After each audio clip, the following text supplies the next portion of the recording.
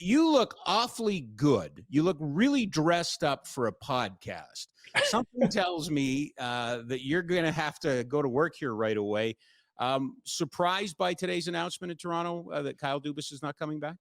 Well, I'm going to answer that question in a second. Listen, oodle noodle. I am here, okay, to make sure that I present reasonably. Like, it's not everybody that I put a tie on for. Mr. No, Kerr. I know, But and like, I appreciate it. so that's what I do. But you're right. There is other obligations that I have.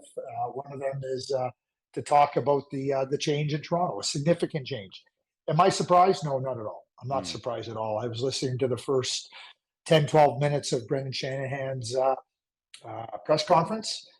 He talked about the tone and the tenor of Kyle's press conference on Monday, end of season press conference, and how Brendan started to view it very differently. He started to feel that, maybe he needed to look in a different direction. And he went through a timeline. He went through a very detailed timeline from Monday, and even before Monday, even back to last summer, but specifically from losing out last Friday to Saturday to Sunday to Monday till today. And he came to the decision that he needed to make a change. And I think it was largely predicated on, where Kyle found himself. But I think just as importantly, where Brendan found himself is, he acknowledged that the job is a demanding one. It takes a toll on everybody. And that's what you sign up for. And I think that, if you're going to be the general manager of the Toronto Maple Leafs, if there's other things that are impacting your ability to do the job, then you got to focus on those things and not, you can't do the job. Brendan was very clear in saying that Kyle wanted to do the job. So in Brendan's mind, it changed. It changed on Monday with Kyle's press conference. I arrive here today, not surprised one bit that Kyle Dubas is not the general manager. And I'm not just basing it on Monday. I think that as a manager, you recognize at different times what the tasks are in front of you to improve the team. I mean, Kyle, nobody's going to say that Kyle didn't do a very good job with the Toronto Maple Leafs. I mean, that would be ludicrous to say that. Yeah. But sometimes the hardest steps are the next steps, the steps that say, what are the really, really serious considerations I have to undertake to put this team in a better place? Those are not easy. And whatever those pressures are, or whatever Kyle was feeling, I think Brendan started to feel that Kyle wasn't the right guy to make those decisions. And I can understand why you would arrive at that decision. He built the tenet of his philosophy was built around the core four. He signed them, but that was 5 years ago, and a lot has changed in that time. And he can't keep hanging on to 5 years ago. And I think that Brendan came to that conclusion that somebody different needs to make those decisions. So help me understand this a little bit better. Take me back to Monday from your perspective, because I mentioned it a while ago. Not my team, just watching from afar. I don't have a dog in the race, and I saw the press conference, and I thought it was, very honest. And Dubas did talk about the impact on his family, and that he had to talk to them. Did anything in that press conference jump out to you? Did any of that part jump out to you, Craig? Listen, I think the honesty, you respect the honesty, but to Brendan's point today, everybody feels pressure. Every single person feels pressure. And, for him to acknowledge it, that's great. I don't think anybody wouldn't acknowledge, whether you be a coach, whether you be a player, whether you be a manager, when you're in the spotlight of professional sports, and when that spotlight becomes brighter in bigger markets, and Toronto certainly is the biggest market, you feel those. So I respect Kyle's, his honesty, being forthright and talking about it. Well, it's also to Brendan's point, if this is affecting you and you can't make the hard decisions, then it's going to impact your family. That's going to impact you in a negative way. Then you simply can't be the manager of the Toronto Maple Leafs. And quite frankly, that's how I felt on Monday listening to him. I felt that Kyle had reached a point where he really wasn't sure if he was cut out to take the next steps. Brendan, you didn't see the press conference. Brendan said right up until yesterday, Thursday, that Kyle said he wanted to come back as GM. And one of the things that Brendan said that he was negotiating with Kyle's agent for a long period of time. They thought they had the parameters of a deal. And Kyle, the agent, came back on Thursday with a very different contract proposal that Brendan said wasn't part of any of the discussions. It changed pretty significantly. And combined with that, and was that Kyle's way of saying, I'll stay under these conditions? You know, I'm not, Brendan didn't say this. I'll say it for Brendan. I think Brendan felt blindsided. Okay. That's what, like, if you're negotiating over a long period of time, Rob, and you feel that you've come to a point that's really good and everybody's happy, and both parties have expressed that, and then all of a sudden something changes at the last second. Yep. Like, that's being blindsided. And Brendan didn't say that. That's my word. I want to be very clear on that. Yep. But that's what it felt like. Brendan felt blindsided, and probably just another reason to just say, listen, nobody ever wants to resign from a job, but you can't be straddling the line. You're either in or you're out. That's the way I feel. I think Brendan came to the point and said he's not in.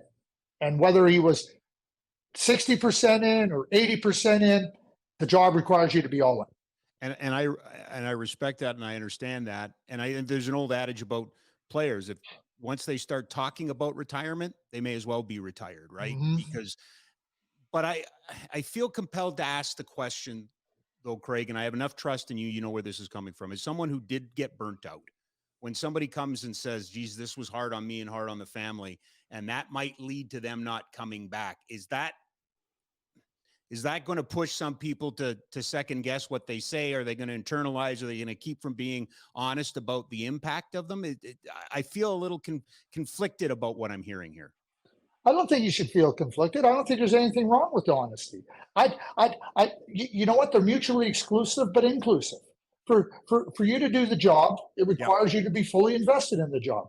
If there's things that are preventing you from being fully invested from the job, you know, whatever they may be, you have to recognize that, and everybody has to recognize that and say, okay, you know what? Then under the purview of this job, you know what? You're in a place right now where you can't lend your full, and we respect that, and I think we've reached a point where people have found a way to be more open about it, and I have no doubt that whatever Kyle needs in terms of being able to deal with the pressures, to deal with the disappointment of not having this job anymore, that MLSD will deliver that for him. But so that's why I say they're mutually exclusive but inclusive, right? Like and like I said, like I think that Kyle being forthright and honest and talking about his feelings was really something that we should all take to heart, and we all should recognize it. And part of the challenge that we have, Rob, is that we end up in places sometimes where things are adversely affecting us. And two things that we, I don't want to say struggle with, but that we're afflicted with. Number one, that we really like the job, and we really don't want to admit that we might not be able to do it. And then number two is being open about saying, this is the reasons why I can't. I think the second part, we've reached, I think we've made some strides at being able to say that.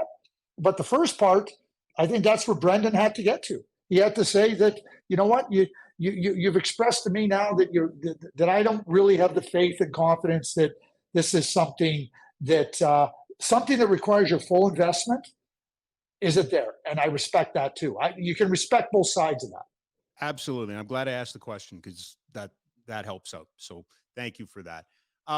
One of the, obviously we can tie it to the local story, but I'm more curious as a former general manager and a candidate for a job, and that with this position coming open, and somebody like Brad Treliving, who we are understanding that the Flames are not allowing to talk to teams, is that okay? Is that copacetic? Is that, I'm not, again, sorry, Craig, I didn't expect you to come on and solve all my problems for me, but I don't know how I feel about that either. It's okay. I mean, hey, listen, you know what? You've helped me solve problems in the past. I'll try to help you solve some problems right here in the present. No, no, no, no, no. That's what friends do. They That's try to what help each friends other do, out, right? Like, exactly. yeah. So here's what I would say about the situation with Brad. And, people say that I'm just, that I'm making it just one way or another. Brad signed a contract Yep. that expires on June 30th. Yep. And, he's the one that signed the contract. So whatever that contract says, if it says that the Flames do not have to grant the permission, or it says they do, you live by the contract. Murray Edwards knows lots about contract law. And so what I would say is, you asked me if it's copacetic. If you don't think it's copacetic, Brad should have thought about that when he signed the contract. Right. I look at it really simply, Rob. You know what? Don't start whining to me. I'm not saying you, and maybe that's the wrong. That's the wrong word to use. No, I want to take that word out because that's the wrong word to use. Okay. You can't start complaining about something that you agreed to. Nope. And so I think in this respect, Brad's son, I get it. Brad's eager. He's anxious. He wants to interview for jobs. He wants to be in the mix. I understand that. But you can't now say, well, this is what, but I don't really like that part of it, because it works. It cuts both ways. Because what happens if somebody, if you want it that way, what happens if Murray, and I'm just using Murray or an owner, I'll keep Murray out of it. What happens if an owner comes to an employee and says, you know what, we agreed to pay you X, but you know what, you didn't make the playoffs, so, we're going to cut your salary by 10%. Well, that's not what we agreed to. Yep. So it cuts both ways. So to me, it like I look at it, and that's the way it has to be. And as unfortunate as Brad may look at it, or others may look at it, I really break it down to its simplest terms. So speaking of simple things, I know that Gary Bettman very well. We've had many conversations with Gary. The news out of Arizona this week, and they don't move ahead with Tempe. What's happening with Gary and his staff right now? Gary's a prepared individual. Mm-hmm. What is going on at the NHL offices right now when it comes to the future of the Arizona Coyotes in that state? I'll answer this in a macro level because it's applied to the way he's operated with all franchises in the National Hockey League. You're always working, with the ownership and the local authorities, when you're in a place and you have a franchise established there, you want to do everything you can to make it work. You want to understand what potential solutions are, what the challenges are, what the commitment is from the owner, from present ownership there, and everything that goes with it. And until those are exhausted, Gary is going to be committed to that market. I mean, he exhausted everything he could with Atlanta. Yep. Before he realized, understand too, like people say he left Atlanta. There was nobody willing to come and buy the Atlanta Thrashers to keep it in Atlanta. So I can't speak for the present owner in Arizona, but that has always been Gary's mantra. That's how we're going to operate. And Rob, he's operated that, and I always remind people, he did it with the Montreal Canadiens back in 2001. He did it with the Ottawa Senators. He did it with the Calgary Flames. He did it with the Edmonton. And a lot of people don't realize that his fight for those 4 Canadian teams was significant. People say, oh, he doesn't like Canada. That is false. Yep. And the late Harley Hotchkiss, the late great Harley Hotchkiss, was the chairman of the board of governors, and instrumental with respect to being a Canadian voice. And Gary took that Canadian voice seriously. But you don't want a league to be jumping here, there, and everywhere. Now, we can look at the Arizona situation on a micro level and talk about, it just seems that they can't get any traction there. Mm-hmm. That's disappointing to the NHL. It's disappointing to the new owner. What the solutions are now, and Gary will have a whole list of solutions. And okay, what's the viability of this? What's the viability of that? What makes sense? And relocation will be one of them. Like but you got to look at, and under the current CBA, and we all see that there's no perfect CBA. There's pros and cons to every CBA. So I'm going to just leave that alone for now. But under the CBA, you have to contribute to revenues. You can't just take from the revenue pie. And, that's where expansion came in with Vegas and Seattle. And people go, why not Quebec? Well, the evaluation of Quebec up to that point in time was, can they sustain? It's not just putting people in the stands. It's sustaining a revenue model that is essential to the CBA for the owners and the players. So that's where I talk about viability. And, you have an owner that's very committed. He came in and bought the team. He had a plan. He's got to be massively disappointed about the referendum. And it was resoundingly defeated. So, when it's close, you could go, okay, why? But it seems like it doesn't have traction to go any further. So now you got to look at other options, and relocation has to be one of them. But Gary has always been committed to trying to find every reasonable opportunity to keep a franchise in its present location. And if that is exhausted, then a franchise will move. Yeah, and I listen, you're absolutely right about we have short-term memory, don't we? Because we forget about the work that was done to keep the markets in Canada. And quite honestly, they've done a remarkable job with Ottawa. Somebody Forbes valued it at what, 450 million, and now it might go for $1 billion. That doesn't happen by accident, Craig. Right? No, it doesn't, and it doesn't happen with a league that isn't strong. And again, there's pros and cons to this, but and I talk about this with agents and league executives at different points in time. This league has grown to 32 teams. The jobs, the business is now $5.5 to $5.8 billion. Just think about how franchise values are up, right? And like I said, is there something that's perfect? No. The next CBA that's perfect will be the first one. But there is nobody that can argue about the viability of this league. And nobody should compare it to the NFL or the NBA. Take it as the NHL and what has happened and what has been done and go from there. But you talk about Ottawa, a lot of owners in this league are looking very favorably on somebody willing to come in and buy that franchise for near that amount. And then you go from there. That's exactly what ends up, creating a sense of security in buying a franchise. Oh, absolutely.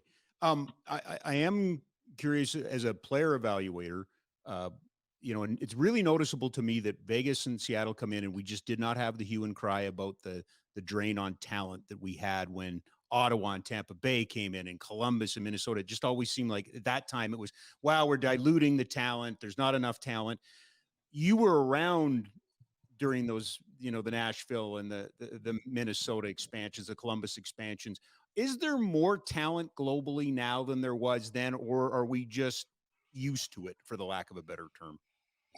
I think I would answer that question in two ways, Rob. Okay. I think that, yes, very much so, there's more talent.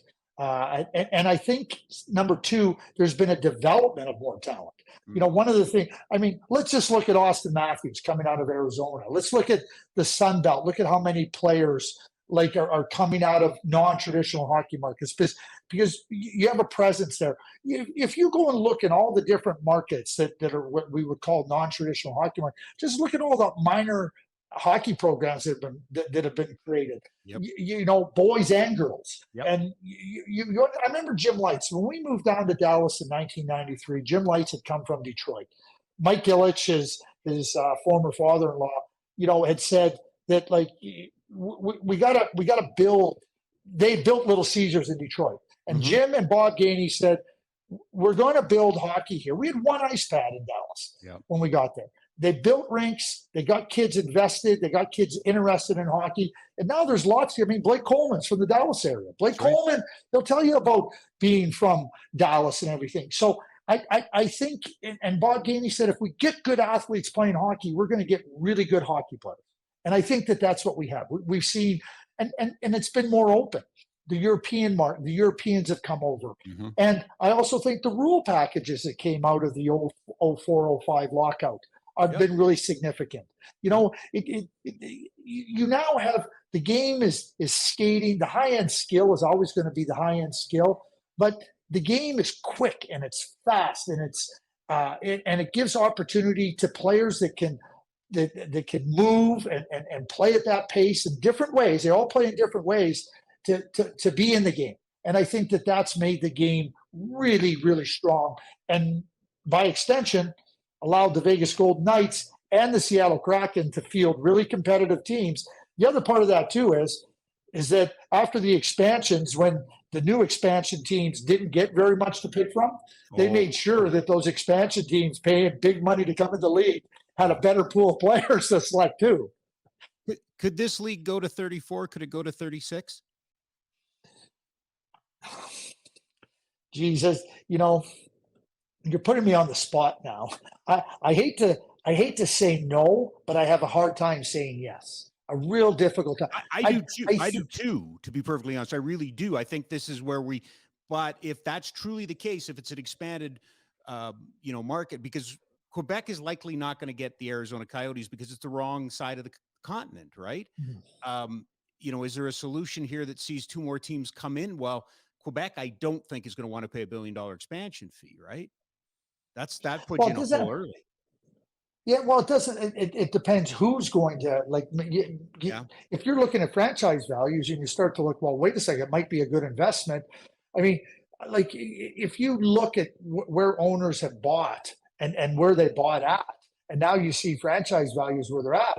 I mean, you're going to have to make a decision on what your capital investment is, and then ultimately what your return is going to be. That's true of any investment. Right. So my hesitation on saying yes is 34 teams, 36 teams. Do we have enough? Like, remember that when we're expanding, okay, we can spread the pool of talent around the NHL, but you're bringing up players that aren't capable of playing in the NHL right now. Mm-hmm. That dilutes your talent level. Yep. I'm not so sure I want to dilute the talent level. That's why I say we can talk about the economics and, I hear lots of things about, Toronto, they should put another team in Toronto. Let me be very clear on this, Rob. The Toronto Maple Leafs are never going to allow another team to come into Toronto. Ever, ever, ever, ever. They have a monopoly there. They are not giving it up. So everybody should just stop talking about another team in Toronto. Never going to happen. You seem adamant on that point. One last one before we let you go to dazzle an entire nation on television, which is what you will do. And that has to do with, because I loved you and I never ever forget this. One of the greatest hockey moments of my life. You and I sat and watched an American Hockey League game up at Edmonton during the lockout, and we sat there and we talked about players. And I always think about our conversation. What happened to Matt Tkachuk in 12 months? Because the Matt Tkachuk who scored the overtime goal last night was not the same Matt Tkachuk who bowed out in 5 games with his teammates against Edmonton in the second round last year. He was hurt, number one. I mean, he had, the laceration, right? Yeah. But he had the laceration from the first series. He was able to recover from it, but then he had a hand injury. Mm-hmm. And when your game is predicated on holding the puck, and I mean, think about how many close plays he had in and around the net against the Edmonton Oilers in that second round series that he couldn't finish on. And he had a bad hand. He had a bad hand that he was trying to fight through. And so what I would say is, I mean, he was a dominant player last year for the Calgary Flames during the regular season. Injuries become part of it and certainly can impact you in a negative way. He's not dealing with that this year. He was every bit as impactful this year for the Florida Panthers. And, I mean, obviously you end up being somebody that is that moves in a big trade and everything. And now the focus, because Florida's on to the conference final, you get, and then he scores the overtime goal. I mean, and he hadn't scored in 6 games, and now he scores a huge. I mean, the thing about Matthew is, I always say this about Matthew, and there's a lot of players that fall in this category. One thing about Matthew is that if he's only 75%, you're going to get 100% of his 75%. Now, we can look at numbers and we can look at product and go, well, why didn't he score? Bad hand is going to affect a player like Matthew Tkachuk, and I think that can apply to different players. But you always know whatever level of health he's at, you're going to get 100% of Matthew Tkachuk, and that's what the Florida Panthers know. And I think that's what Calgary Flames saw as well.